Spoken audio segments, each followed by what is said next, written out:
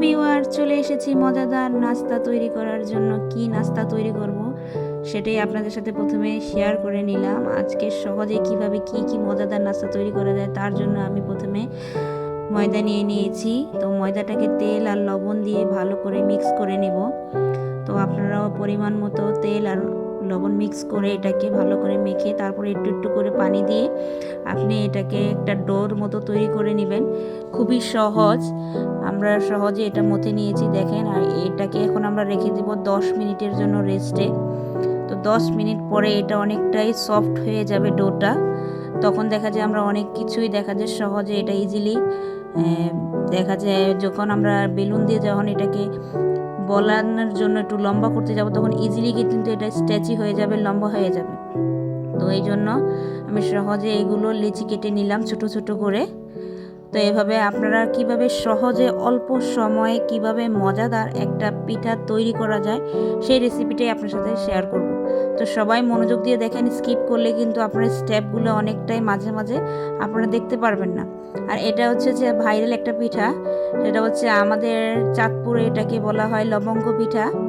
এখন কোন অঞ্চলে কি পিঠা বলে সেটা জানি না, অনেকেই নিমকি বলে পরিচিত, কিন্তু আসলে এই লবঙ্গ পিঠাটা অনেকে অনেক রকম করে তৈরি করে, কিন্তু আমি একটু ব্যতিক্রমভাবেই তৈরি করি। সবাই যদি একই রকম তৈরি করেন তাহলে তো কেমন দেখা যায়, তো একটু তো ডিফারেন্ট হতে হয়। তো অনেকে দেখা যায় শুধু নারিকেল আর চিনি মিক্স করে এটাকে তৈরি করে ফেলে, কিন্তু আমি এটার মধ্যে অনেকটাই অনেক কিছু মিক্স করে একটা দেখা যায় পুডিংয়ের মতো তৈরি করে নিয়েছি পুর। সেই পুরটা এটার মধ্যে দিয়ে দিব। তো কি দিয়ে তৈরি করেছি সেটাও আপনাদের সাথে শেয়ার করব। তো আপনারা সহজেই আপনারা যে কোনো জিনিস দিয়ে তৈরি করে নিতে পারবেন, কিন্তু আমি সেই জিনিসগুলো দিলে একটু মজা হয় আর খেতে খুবই ভালো লাগে আর একটু ব্যতিক্রম একটা টেস্ট আসে। তো এই প্রথমে এভাবে একটু তেল মেখে এগুলোকে সব একসাথে 4টা করে বা 3টা করে দিতে পারেন আপনি, আমি তো 3টা করে দিয়েছি। তো এগুলো এভাবে করে একটু বেলে নিব। তো বেলে নিলে কি হবে, দেখা যায় আমরা একসাথে যখন এগুলো বেলবো তখন একটু বড় করা যায়, পাতলা হলে একটু বড় হবে। আর দেখা যায় একটু ভেজে নিলে হালকা একটু যখন রুটিটাকে ভেজে নিব তখন এগুলো পাটে পাটে একটা করে খুলে যাবে। তো ইজিলি আমরা একসাথে কতগুলো বেলে নিতে পারতেছি। তো এটা একটা সহজ আর সময়টাও সাশ্রয় হয়ে গেল। অনেকে দেখা যায় একটা একটা করে লেচি কেটে তারপর বেলে নেয়, এটা কিন্তু অনেক সময় লাগে। আর আমি যদি এভাবে যদি তৈরি করি আমার অনেকটা সময় দেখা যায় সাশ্রয় হয়। তো আমরা আজকাল কিন্তু সবাই সাশ্রয়ের জন্য, সময় বাঁচানোর জন্য অনেক কাজই করে থাকি। তো এটা হচ্ছে 1 নাম্বার টিপস, যা দিয়ে আপনারা ফলো করেন ঝটপট কম সময়ে তৈরি করে নিতে পারবেন। তো এবার হালকা একটু ভেজে নিব তাওয়াতে। তো হালকাই ভাজবো, কারণ বেশি ভাজলে এটার কালারটা নষ্ট হয়ে যাবে। তো হালকা হালকা ছেঁকে নিব উল্টিয়ে পাল্টিয়ে। তো আমার প্রায় ছেঁকা হয়ে গিয়েছে, এবার তুলে নিব। তো কত সুন্দরভাবে দেখেন খুলে যাবে, গরম গরম খুলবেন, কারণ ঠান্ডা হয়ে গেলে সেগুলো দেখা যায় ছিঁড়ে যায়। তো দেখেন আমি খুলে নিয়েছি। এবার যে পুরটা তৈরি করলাম এটা হচ্ছে আমি তিল নিয়ে নিয়েছিলাম, নারিকেল, তিল আর খেজুর গুড় দিয়ে একটা পুর তৈরি করে নিয়েছি। এখন এটার মাঝখানে দিয়ে দিব। তো পিঠাটা দেখতে যতটা সুন্দর লাগে খেতে কিন্তু আরও মজা লাগে আর অনেকটাই লোভনীয় একটা পিঠা। আর যারাই একবারে পিঠাটা খেয়েছে তারা অবশ্যই প্রশংসা করেছে। তো আশা করি আপনারা যদি বাসায় একবার এরকম একটা পিঠা তৈরি করে যদি কাউকে দেন তাহলে আমি আশা করি তারা অনেকটাই খুশি হবার, খেয়ে অনেকটাই মজা পাবে। তো এটা আটার মতো আমি আটা গুলি নিয়েছিলাম, এটা লেগে দিয়ে দিলাম যাতে এটা ভাজে ভাজে লেগে থাকে, যাতে খুলে না যায় ভাজার সময়। তো সুন্দর করে দেখেন আমার রেডি হয়ে গেছে। এভাবে করে এক এক করে সবগুলো পিঠা তৈরি করে নিব। তো আপনারা যদি এরকম সহজ কাজটাকে সহজ করে আর মজাদার একটা নাস্তা তৈরি করতে চান তাহলে এই টিপসটা ফলো করতে পারেন আমার মতো। তো তো আমার তো পিঠা দেখেন খুবই সুন্দর করে ভাজ দিয়ে এক এক করে সবগুলো পিঠাই করে নিলাম। তো আসলে কাজকে কখনো দেখা যায় বড় কঠিন মনে করলে কাজ কঠিন হয়ে যায়। আর যদি আপনি মনে করেন যে না আমার দ্বারা সম্ভব, তাহলে এরকম কিছু যদি প্ল্যান করেন তাহলে এরকম মজাদার পিঠা কিন্তু সবাইকেই তৈরি করে খুশি করে দিতে পারেন। তো আমি অনেকগুলো পিঠাই করে নিয়েছি। তো দেখেন এই পর্যায়ে আমি পিঠাগুলো ভেজে নেব। তো ভাজবো কিন্তু আমরা হাই হিটে ভাজবো না, কারণ পিঠাগুলো মচমচে করতে হলে দেখা যায় লো কিংবা মিডিয়াম আঁচেই ভেজে নিলে ভালো হয়। তো আমি মিডিয়াম আঁচ রেখেছি চুলার।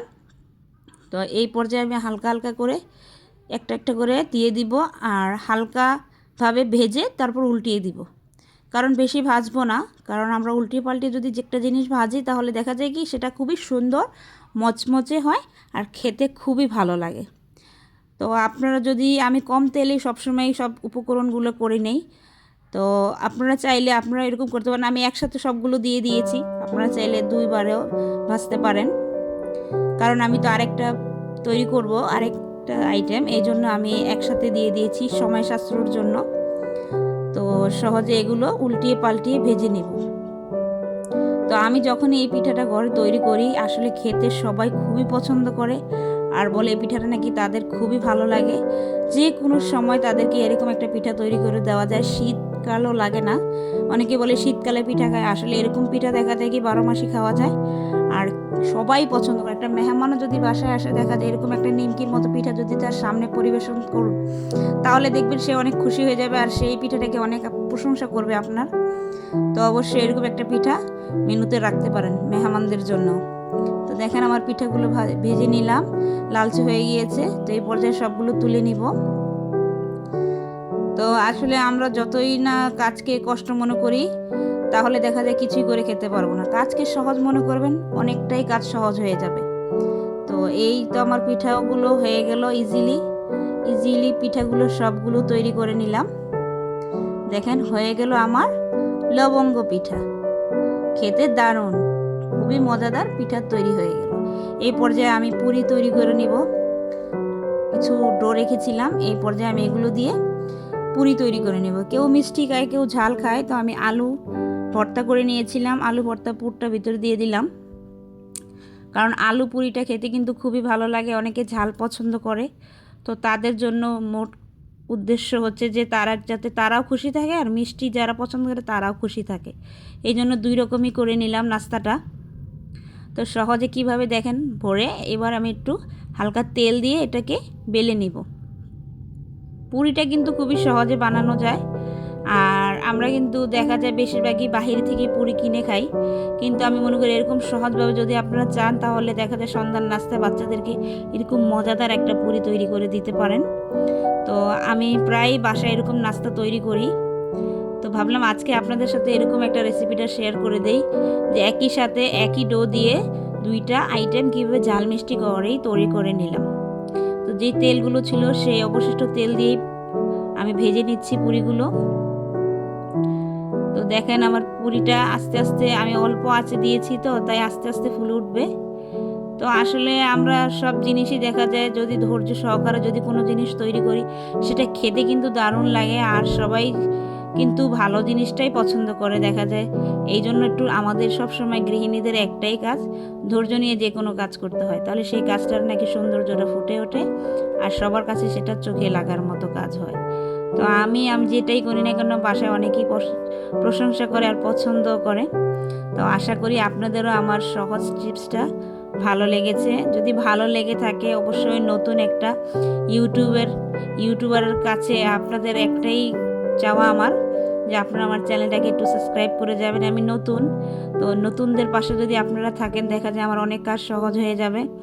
আপনাদের ভালোবাসাটা অবশ্যই আমার চ্যানেলের প্রয়োজন। তো সবাই পাশে থাকবেন আর অবশ্যই সাবস্ক্রাইব করে যাবেন, লাইক কমেন্ট করে জানাবেন যে আমার ভিডিওগুলো আপনাদের কাছে কেমন লাগে। আর যদি আমার কোনো কাজে আপনাদের মনে হয় যে না আসলে আপুর কিছু কিছু কাজ দেখা যায় আমাদের কাছে ততটা ভালো মনে হয়নি, অবশ্যই কমেন্টে জানিয়ে যাবেন। আমি সবসময় সহজটাই চেষ্টা করি সবাইকে শেখানোর জন্য।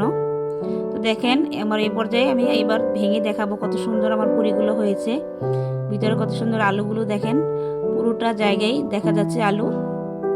তো এই পর্যায়ে আরেকটা পিঠাও ভেঙে দেখাবো আপনাদের কীরকমভাবে করে নিলাম। খুবই মচমচে হয়েছে পিঠাটা দেখেন, আর খেতে কিন্তু খুবই ভালো লাগে পিঠাটা খেতে। তো সবাই ভালো থাকবেন, আজকে এই পর্যন্তই। সবাইকে টাটা বাই বাই, আল্লাহ হাফেজ।